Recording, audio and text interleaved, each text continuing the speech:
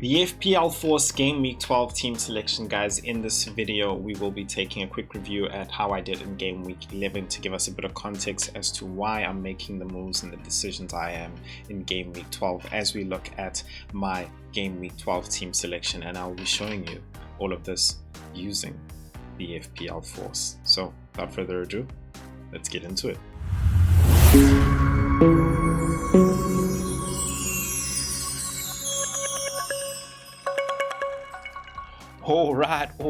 All right, guys.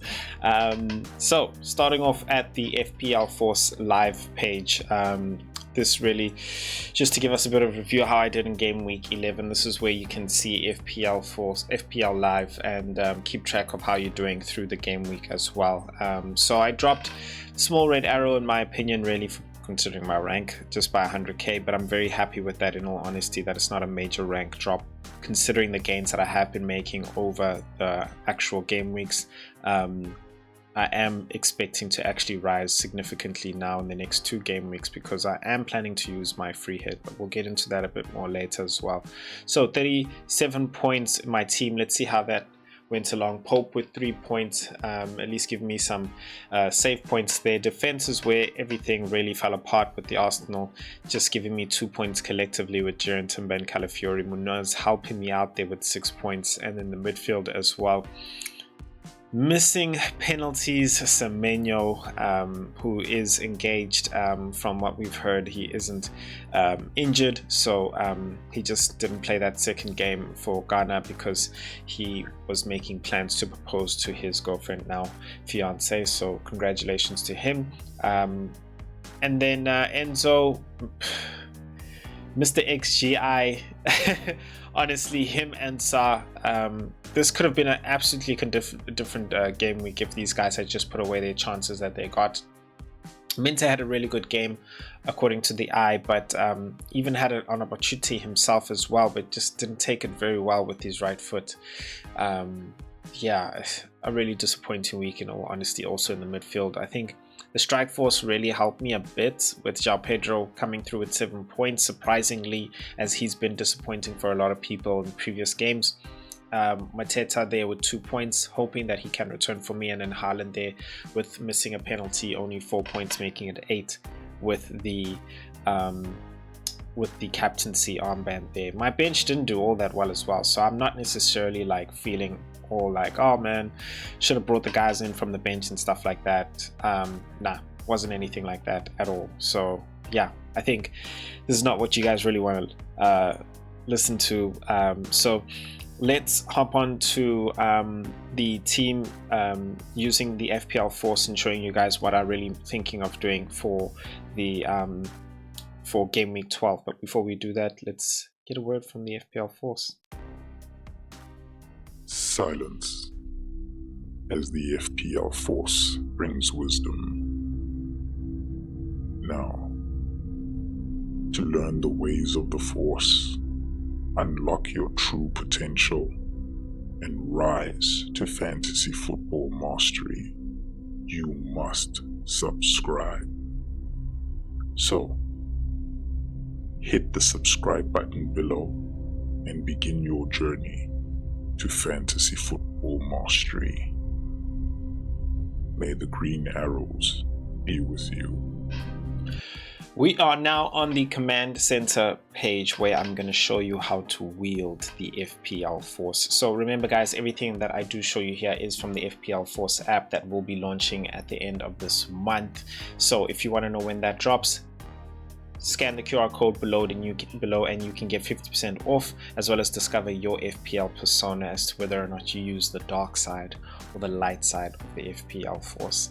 So let's get into it. So I want to make one transfer really, which is my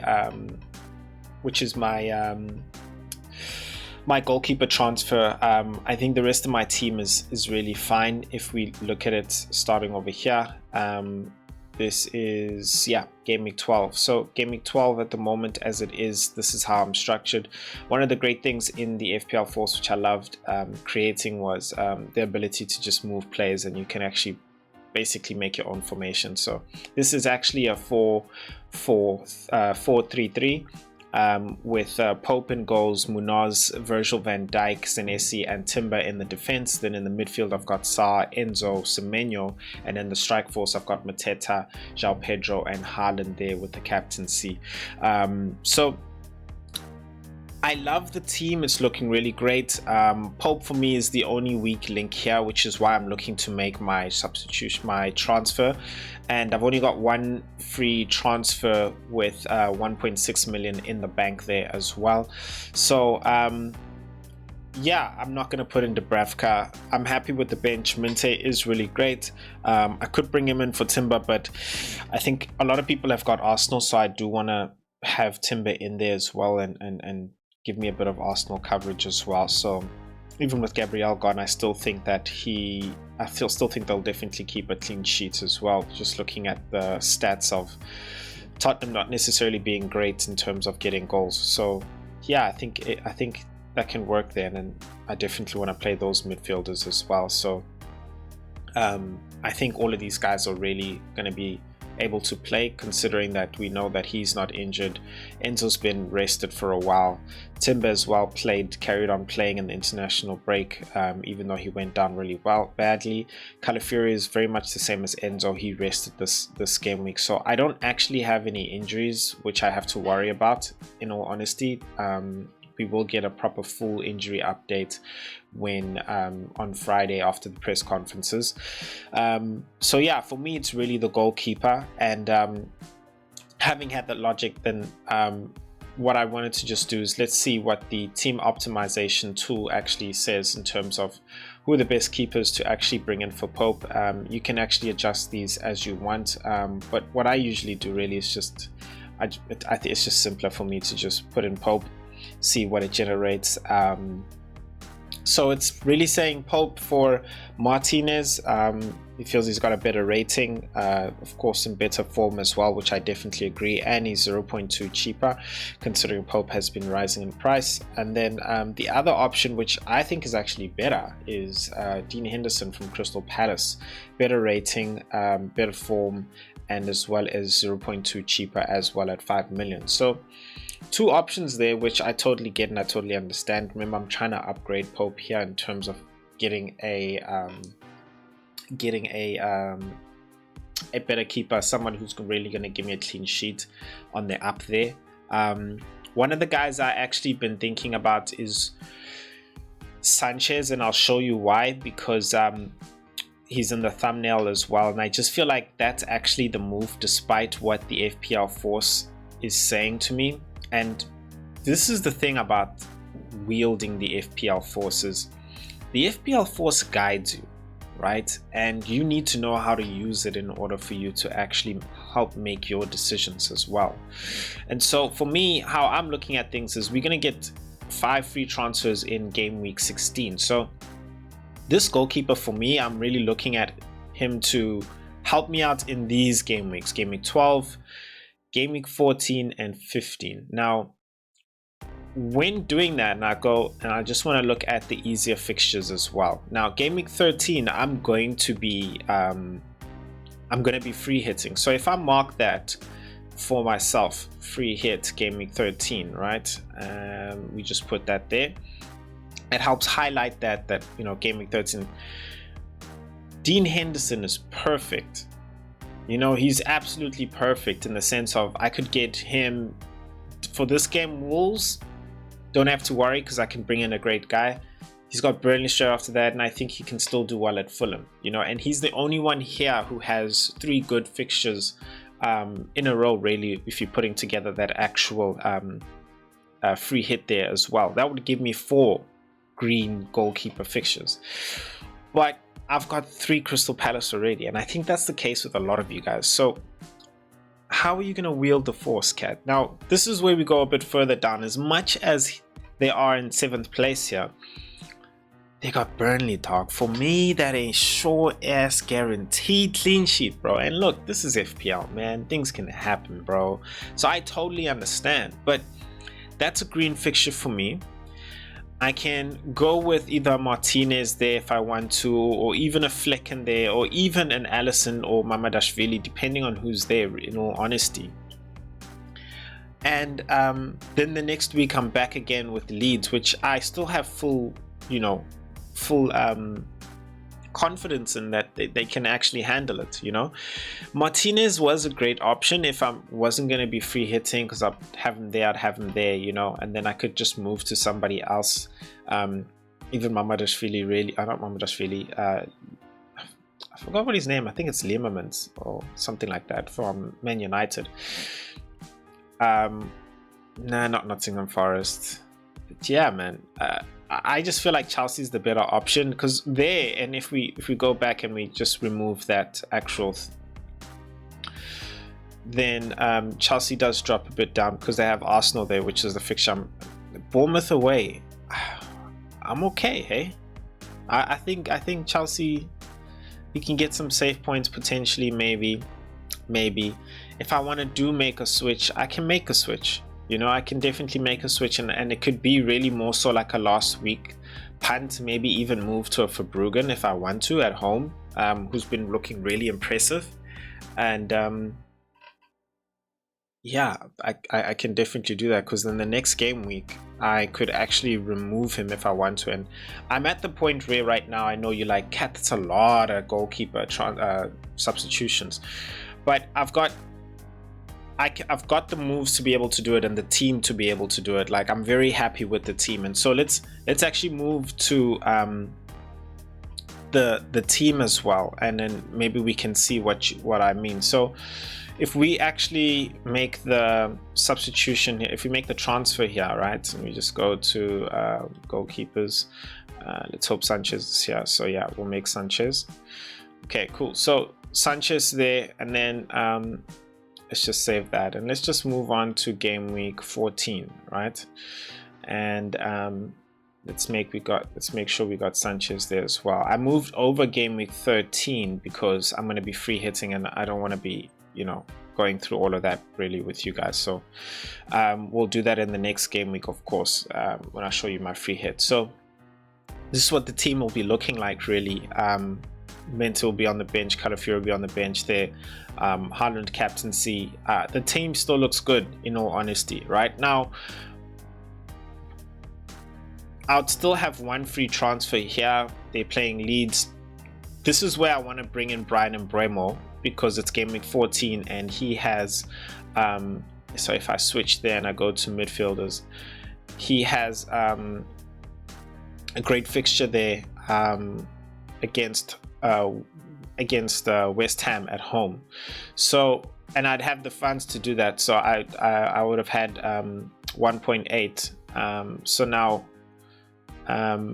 making that move as well, because I would have moved down from Thingy to him as well. So making that move from Pope to Sanchez, I would have saved a 0.1, 0.2, and then that would have given me 1.8, and then from Semenyo to Mbeumo is like an extra like 0.4 or something like that.